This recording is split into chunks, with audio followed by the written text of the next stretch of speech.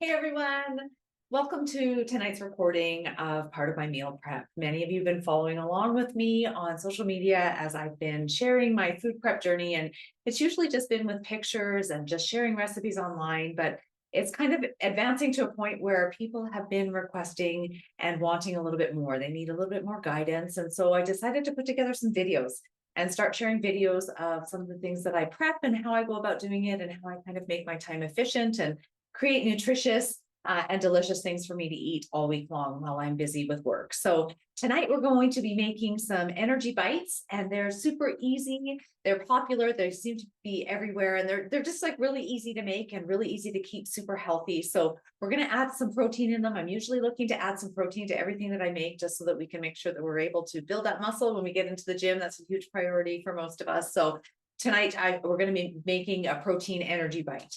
And I'm just going to go ahead and get started, dive right in. Okay, this usually is something that I think about making when I have those bananas that are kind of sitting around that have gotten a little bit overripe. Okay, they're really good for some sweetness in these protein bites without having to add any extra sugar. So we're going to grab that. I'm going to start with just one. I have just one banana that I'm going to be working with today.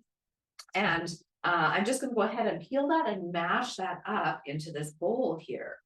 So, oh my goodness, it was super, super tough. That's a really old banana.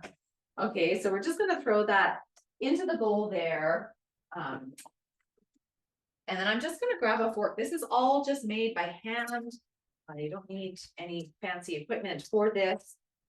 So I'm just going to go ahead and mash that banana up. And today I'm actually going to be using some chocolate protein powder. I want these to be kind of a chocolatey. We're going to add chocolate. We're going to also add a couple of mini chocolate chips.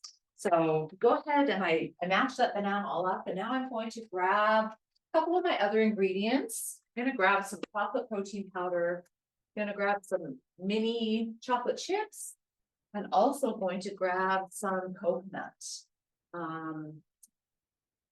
Out of the fridge, I'm going to grab my chia seeds. I like to add chia seeds in here. I like the texture of those. And then I'm also going to grab, I've gone ahead and blended up some oatmeal. Okay, we're going to use some, I have whole rolled oats on hand that I like to use. And I'm actually going to pull those out because we're going to use those a little bit later to roll these in. But for the first part here, I went ahead and I blended about half a cup. So it's just kind of powdery like flour. Okay, and I'm going to add some of that in there, along with a couple of scoops of I'm going to start with 2. Now, this is the kind of recipe that you kind of need to go with consistency, okay? Because it's going to depend on how large a banana you have, how many bananas you have. And we're just looking to kind of create consistency in what we're creating here, that it's not super, super sticky. And it's able to kind of be rolled into balls that won't be like really hard. You don't want it super dry, but you don't want it to be too sticky to handle either. So I'm going to just go ahead and start mashing that all together. So I used almost that full half a cup of blended oats. Oat flour, I guess, is what we'll call it. We kind of blended those down into a flour. Okay.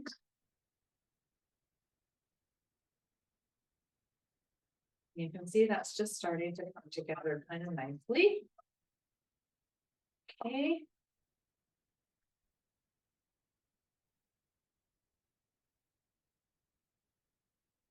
It's still pretty wet. You can see that it's still pretty wet consistency after I go ahead and mix that all, but I'm going to add a couple of our other ingredients before I mess with that consistency too much more. So I'm going to take some coconut.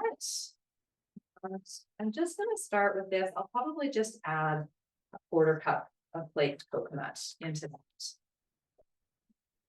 And then I'm going to grab some of my chia seeds. And I'm probably going to start with 3 tablespoons of chia seeds on that. Okay. And we're just going to continue to mix that. See where we're at consistency-wise.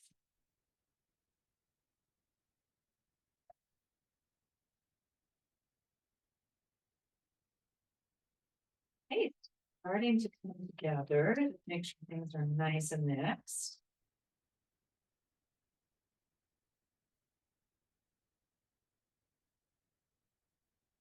Okay, so I'm going to go ahead and add the rest of that oat flour. Again, that was half a cup of oat flour that I blended in my blender until it came down to a floury consistency, half a cup of oats to make that.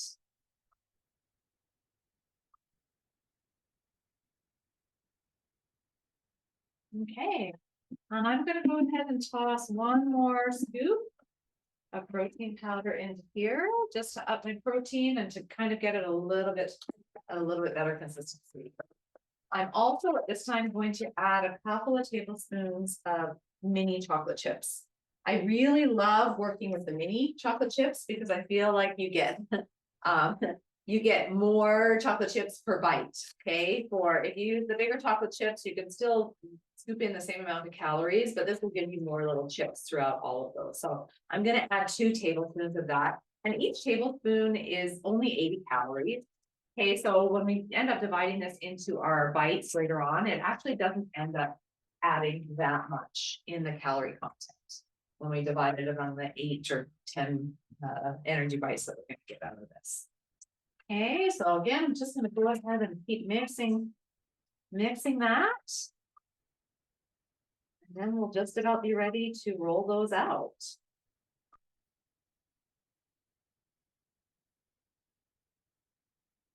Okay, so with your dry ingredients, you probably want to start adding slowly, okay? You don't ever want to add too many dry ingredients because you can't really back off from those, especially if you don't have any more bananas to add to the mix.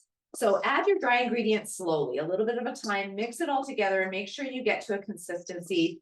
I like it to kind of be the consistency of like what a chocolate chip cookie dough would be, okay? You don't want it to be too slimy and runny, but you don't want it to be really dry either, because then it will be a really dry energy bite. Okay, so kind of like a oatmeal chocolate chip cookie, kind of things will stick together, but it's not going to be like crazy hard. Okay, so I think I'm to a consistency where I like how that is looking. It's all kind of formed in the bottom of the bowl here. So now I'm going to show you a little trick that I have, because these can be quite sticky to handle. Okay, so once we kind of get them into our hands, they can be quite sticky, and then they can often stick to our containers that we're trying to put them in or whatever. So what I like to do, I'm going to set that out to put them out onto, and I'm going to grab a spoon. So I like to take some of my whole rolled oats and put them onto a plate like this, and just kind of like spread it around, okay, so that I can roll each of the balls as I form them in here, and then they won't stick to each other, and they won't stick to my parchment paper or to my Ziploc bags once I put them down into my Ziploc bags. They'll kind of allow me to, they'll be a little bit easier to transport.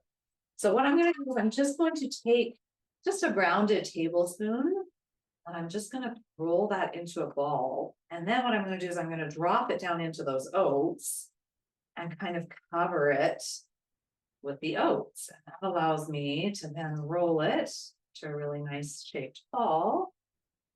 Set that down onto my parchment paper. Okay. That's all that we're going to do. We're just going to continue to form those shaped into balls. Okay. And it's nice if we can get them somewhat uniform. I don't know. You guys know I like things to look pretty. I want them to be desirable to eat. So I try to get about the same size scoop in each ball that I put together. I try to keep them so that they look really nice and round. Roll them around in those oats. Okay. And you can see how my hands are getting sticky, but the oats are also sticking to my hands, which allows them to then not be as sticky. Okay, so you can see how these are all going to form up. And once it's all done, once we get them into, you can make the balls bigger or smaller depending on your own personal preference. And again, just kind of depending on your dietary needs. Okay, so Once we are all done and know how many balls we have created, we're going to be able to figure out the exact calorie and macro content of each of these. So we'll take the full ingredient list and we will divide it by the number of servings or the number of balls that we have created. And that will tell us how much protein, how many calories are in each of these little snack bites. Okay, so these are coming together quite nicely.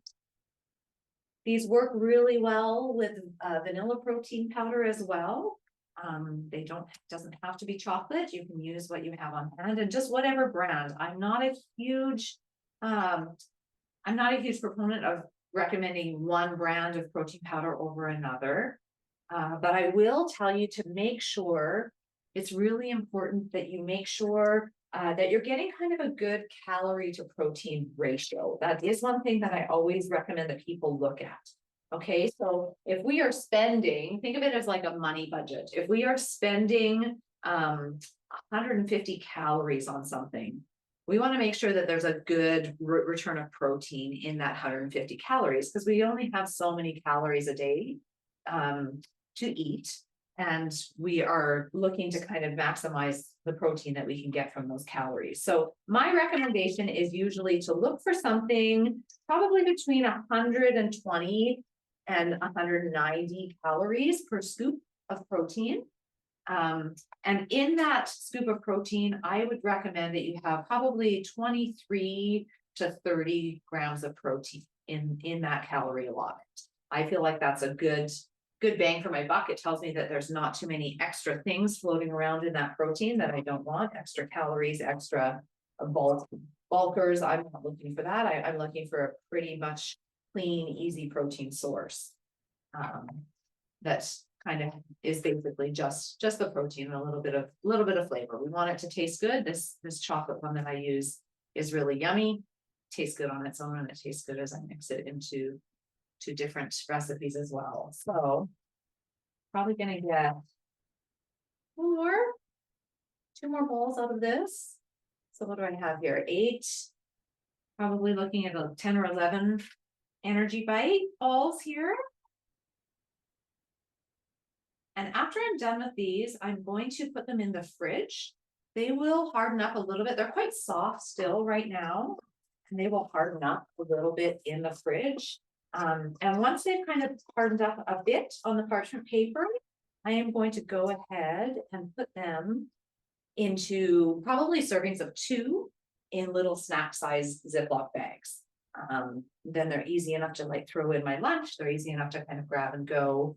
And these are just kind of my take on an energy bite that has a good serving of protein in it. So I will go ahead and calculate. I'm going to calculate the recipe, the total number of calories that are in each of these balls and how much protein exists. But that is how I go ahead and make my energy bites. So we have 11 energy bites there. I'm probably going to go ahead and nibble on that one that turned out a little bit smaller than the rest, just so that I can enjoy it. But hope you guys enjoyed this recipe. I hope that you'll try it or a version of it and let me know how it goes. So stay tuned. I'll be sharing lots more videos of things that I'm making here in the kitchen, and I hope you'll join in and work alongside me. Okay, thanks.